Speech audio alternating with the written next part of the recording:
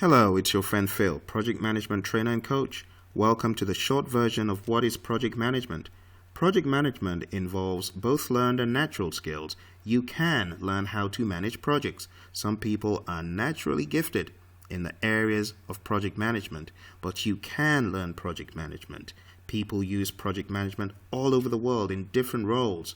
Projects could be building a house, a bridge, a shopping complex, cooking dinner, almost anything that has a beginning and an end. That is the very important thing to note about project management. Projects have a definite beginning and an end, and the job of the project manager is to manage these short-term endeavors. The end of the project could be when the goal has been accomplished or when the customer says, I don't need that project anymore. Project management could be said to be a science and an art of accomplishing goals, completing tasks, successfully completing the project on time, scope, and within budget. Project management is carried out by the application of methods, tactics, skills, leadership, and everything you've got, making sure you're focused, rugged, dogged, and any other valuable abilities. Project management is both a science and an art. It includes scope management, risk management, schedule management, budgeting, and the art of communicating and leadership. There are 5 stages in project management: initiating, planning, executing, monitoring and controlling, and closing. These names speak for themselves, but let's talk about these in a little bit more detail. Initiating is starting off the project, making sure that the project really fulfills a need, and then authorizing that project. Usually, the project is authorized by the development of a project charter. That document, called a project charter, is the foundation stone of project management. This charter could be formally signed and authorized by someone known as a project sponsor or initiator. The charter authorizes the project, and it authorizes the project manager to apply resources to the project. The project manager should lead, guide, and serve the team to successfully carry out the identified work. After that's done, the project manager should begin to identify people who could affect the project or people who would be affected by the project's outcome. These people should be plotted on a power interest grid to identify the levels in which to engage these stakeholders throughout the project. Next, the project manager and the team should develop a plan for how best to deliver the project's main objectives.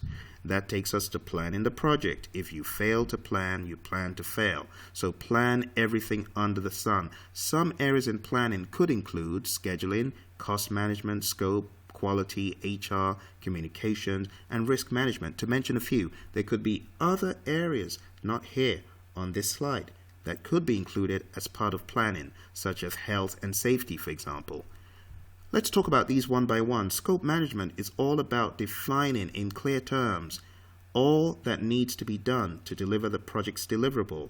Scheduling is all about developing a schedule, but first you want to plan how to develop the schedule and then develop a schedule that fits the project. Cost management is next, and this involves determining how much you need to get the project done, making sure it's realistic, and making sure you don't pad those costs. Next is quality management, determining the quality requirements and how to make sure that the deliverable is fit for use and conforms to requirements.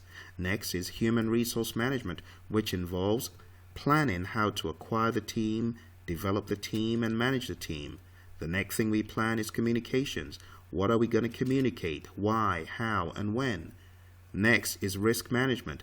This involves planning how to identify risks, analyze risks, and respond to risks. Next is procurement management. This involves planning how to engage in any necessary contracts to procure items or resources to complete the project. Next is stakeholder management, planning how best to engage the identified stakeholders we talked about.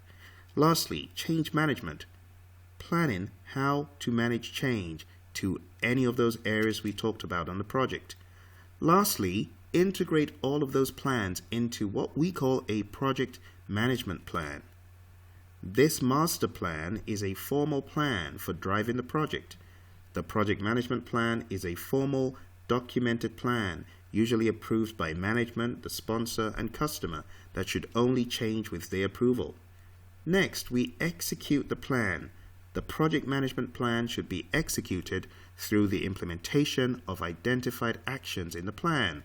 After all is said and done, the project manager should be leading, ensuring communication is transparent, and ensuring that the team is coordinated to deliver incremental project results. Another very important stage is monitoring and controlling, and this should be done throughout the project. The moment the project is initiated, the project manager should be monitoring and controlling the project. It continues all the way to project end. A very important aspect of monitoring and controlling is known as integrated change control. Integrated change control is a process in project management where the project manager funnels all of those change requests that may come up to change one thing or another through a group of people known as the Change Control Board. This means that all change requests should be requested formally in an approved document.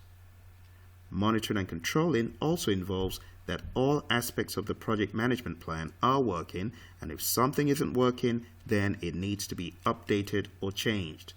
As part of monitoring and controlling, the project manager and the team should seek early feedback from customers, sponsor, and end user.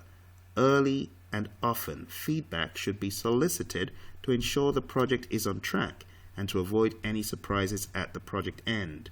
Lastly, closing. This is where we close out the project after all project deliverables have been approved by the customer and all requirements are met. Then the project team should transition the deliverable to the customer. The project team should also take account for what went well and what didn't go so well, and these are documented as lessons learned and used to improve on processes in other projects or the organization as a whole. Typically, project deliverables are transitioned over to the customer's operations team, and the project team moves on to yet another project. I hope you enjoyed that presentation of what is project management. If you would like to attend our online course for the PMP or CAPM exam, visit www.praizion.com, or if you would like to invite us to train your team in project management, contact us at info@praizion.com. All the best in your project management, and thank you for your audience.